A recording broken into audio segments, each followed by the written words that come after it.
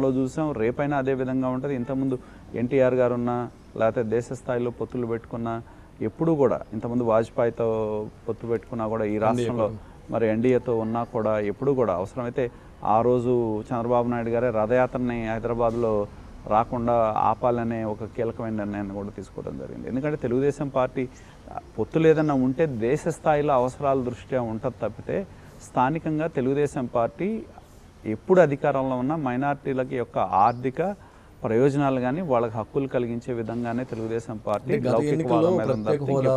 ఇవన్నీ కొంత బీజేపీ వ్యతిరేకంగా పోవాల్సి వచ్చింది. అంటే ప్రత్యేక హోదా ఇవ్వలేదు, తర్వాత పోలవరం, వీటన్నిటి రేపు ఎలా ఒకవేళ అంటే నేను అనేది అదే కొన్ని ఎందుకంటే బీజేపీకి సంబంధించి ఆంధ్రప్రదేశ్ రాష్ట్ర అభివృద్ధి మీద బీజేపీ చేయాల్సినంత సహకారం కానీ నిధులు కానీ ఇవ్వలేదనే భావన ఆంధ్రప్రదేశ్ ప్రజల్లో ఉంది. దాన్ని ఏమి ఏదో మనం చెప్పినంత మాత్రం లేదని చెప్పినంత మాత్రాన ఇది కాదు.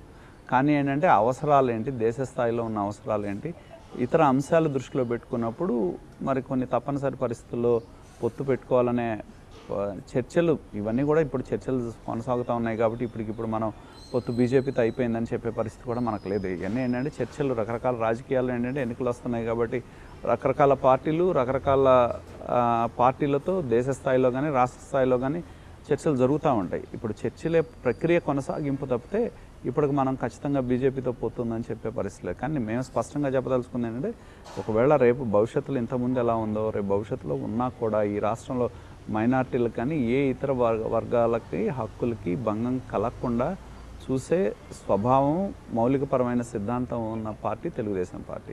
ఎందుకంటే ఒకవైపు అనేది వాళ్ళన్న వైకాపా ఉంది, అడుగున దేనికి మద్దతు ఇవ్వకుండా ఉంది, ప్రతి అంశానికి పార్లమెంట్లో మద్దతు ఇచ్చింది.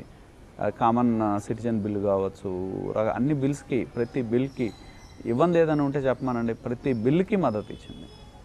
కాబట్టి ఏంటంటే ఇక్కడ వాళ్ళు మేము కలవలేదనేది చెప్పడం అనే దానిలో అర్థం లేదు. ఎందుకంటే పార్లమెంట్లో వాళ్ళకి 25 మంది 23 మంది ఎంపీలు ఇస్తే ప్రతి అంశానికి దేశంలో ఇటువంటి కామన్ సిటిజన్ బిల్ లాంటి కాంట్రవర్షియల్ వాటికి కూడా ప్రతి ఒక్కదానికి వాళ్ళు మద్దతు పలికారు. కాబట్టి ఇవాళ ఇక్కడ మేము తెలియజేసేది ఏంటంటే దేశ స్థాయిలో పొత్తులు ఇవన్నీ ఉన్నా కూడా స్థానికంగా సమాజంలో ఉన్న అన్ని వర్గాలకి రక్షణ కల్పించడం కానీ వాళ్ళ అభ్యున్నతి కోసం పనిచేసే ఏకైక పార్టీ తెలుగుదేశం పార్టీ అనే దానిలో ఎటువంటి సందేహం కూడా లేదు. సార్, మీ రాజకీయ ప్రస్థానం 5 సార్లు గెలిచారు, మొన్న 6వసారి ఓటమి పాలు.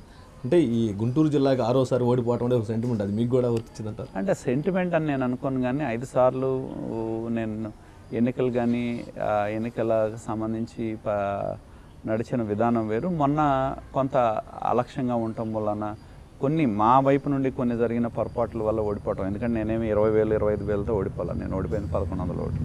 కాబట్టి ఏంటంటే రకరకాలుగా మేము అధికారంలో ఉన్నప్పుడు కొంతమంది ఇంత పెద్ద పార్టీలు అక్కడక్కడ జరిగిన కొన్ని అంశాలు కానీ వీటన్నిటి వలన మాకు ఏదైతే మేము ఈ 1000 ఓట్లు 2000తో గెలవాల్సిన మేము ఆ 1100 ఓట్లతో ఓడిపోవడం జరిగింది.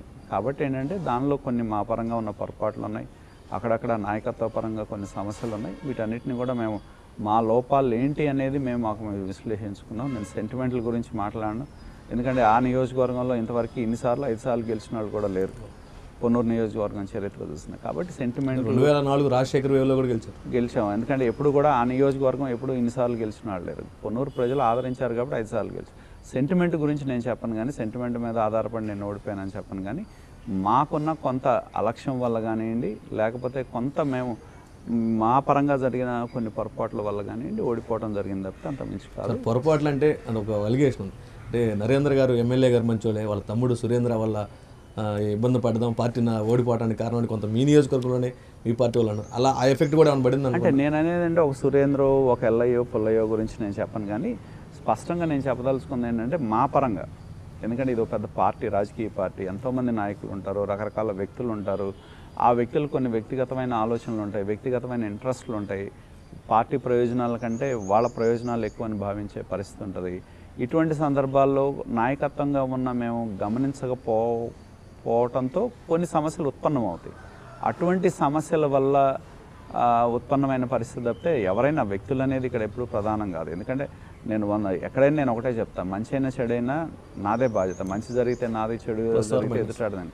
కాబట్టి ఒకవేళ వ్యక్తులు అటువంటి వాళ్ళ వల్ల కొన్ని పొరపాట్లు జరిగినాయి అన్నా, కొంత తప్పులు జరిగినాయి అన్నా దానికి నైతిక బాధ్యత నాది తప్పితే నేను ఎవరిని ఈ రోజు వరకే ఏలెత్తి చూపెట్టలే. కాబట్టి ఏంటంటే అటువంటివన్నీ విశ్లేషణ చేసుకొని భవిష్యత్తులో ఇటువంటి పునరావృతం కాకుండా జరిగిన వాటి వల్ల ఎవరికైనా నష్టం జరిగితే ధైర్యంగా మా వల్ల పొరపాటు జరిగింది, భవిష్యత్తులో జరగదని వాళ్ళకి ఒక భరోసానిచ్చి నడిచే విధంగానే వాళ్ళ మేము ఉన్నాం. కాబట్టి ఏంటంటే ఇవాళ వాళ్ళ వల్ల వీళ్ళ వల్ల జరిగిందంటే మా లక్ష్యం వల్లే సాధ్యపడుద్ది కానీ కాదు. కాబట్టి అటువంటి ఎప్పుడు కూడా భవిష్యత్తులో పునరావృతం కాకుండా ఏం చేయాలనే దృక్పథంతో మేము ముందుకెళ్తా ఉన్నాం. సార్, సంగం డైరీ వ్యవహారం చూస్తే చైర్మన్గా ఉన్నారు. ప్రభుత్వం ధూళిపాళ్ల నరేంద్ర వ్యక్తిని టార్గెట్ చేసిందా లేకపోతే సంగం డైరీ వ్యవస్థని టార్గెట్ చేసిందంట? అంటే ముఖ్యంగా నేను చెప్పదలుచుకుంది ఏంటంటే ప్రభుత్వం యొక్క దృక్పథం మాలాంటి బలమైన నాయకత్వం ఉన్న చేతుల్లో వ్యవస్థలు ఉండకూడదు. ఎందుకంటే మీరు చూస్తే ఈ డైరీ రంగం మీరు చూస్తే ఉమ్మడి ఆంధ్రప్రదేశ్ రాష్ట్రంలో 6 డైరీలు ఉన్నాయి. ఇప్పుడు జగన్మోహన్ రెడ్డి గారు ముఖ్యమంత్రి అయిన దగ్గర నుంచి ముఖ్యంగా అమూల్ని తీసుకొచ్చారు. అమూల్ ఎక్కడో గుజరాత్ రాష్ట్రంలో ఉన్న డైరీని రాష్ట్రంలో తీసుకురావాల్సిన అవసరం లేదు. నిజంగానే నేను ఒక సామాజికమైన ప్రక్రియ మహిళలను భాగస్వాములు చేయాలి అంటే చిత్తూరు జిల్లాలో దేశంలోనే అతిపెద్ద మహిళల భాగస్వామ్యంతో నడిచే డైరీ శ్రీజ డైరీ. మరి మన జిల్లాలో మన రాష్ట్రంలో ఉంది, ఎక్కడికో అవసరంలో కళ్ళ ముందు ఉంది ఎగ్జాంపుల్గా. అటువంటి ఎంకరేజ్ చేస్తే మాకేం ప్రాబ్లం లేదు.